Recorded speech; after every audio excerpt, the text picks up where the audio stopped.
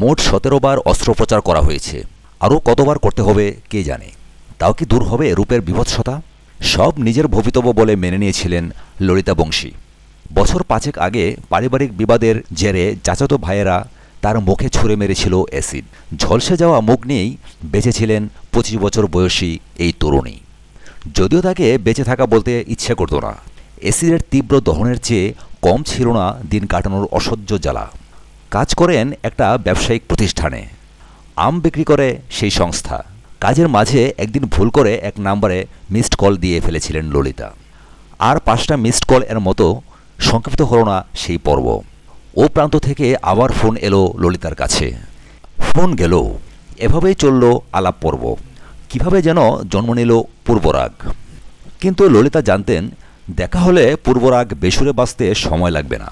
কিন্তু মাঝে মাঝে মানুষের বেসুরগুলোকেও কেউ সপ্তসুরে বাজিয়ে দেয়। সেটা উপলব্ধি করলেন ললিতা যখন তার সঙ্গে দেখা হলো মিসড কল এর ওপারে যিনি আছেন তার সঙ্গে। তিনি রবিশঙ্কর সিং, পেশায় ব্যবসায়ী। আগে ছিল ভালো লাগা। দেখা হওয়ার পরে ললিতার ক্ষত বিক্ষত মুখটাকেই ভালোবেসে ফেললেন এই যুবক। রং নাম্বারে একটা মিসড কলকেই করে নিলেন জীবনের পথ নির্দেশ। স্থির করলেন বিয়ে করলে ললিতাকেই বিয়ে করবেন। নিজের মুখটাকে আয়নায় দেখে যত সরে আসার চেষ্টা করেছেন ললিতা, তত তাকে ভালোবাসার নিগ্রে বেঁধেছেন রবিশঙ্কর। সদ্য বিয়ে হয়েছে তাদের। বিয়ের সব দায়িত্ব ব্যয়ভার সামলেছে একটি বণিক প্রতিষ্ঠান। ঘটনাটি ভারতের মুম্বাইয়ের। সেখানকার দাদারে তাদের বিয়ের আসরে ভোজন, রোশনাই, কনের লেহেঙ্গা, অলঙ্কার, বরের সাজ কোথাও কোনো কমতি ছিল না। অতিথি ছিলেন 150 জন।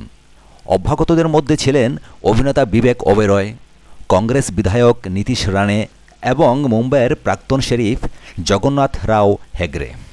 বিয়ের পরে কোথায় নতুন সংসার পাতবেন রবিশঙ্কর ললিতা, কোথায় যাবেন মধুচন্দ্রিমায়, সব ব্যবস্থা করে দিয়েছে ওই সংগঠন। ললিতার পরবর্তী অস্ত্রোপচারের উদ্যোগও নেওয়া হয়েছে।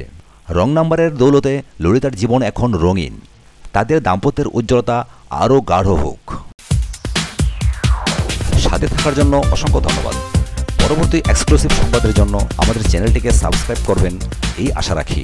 ধন্যবাদ।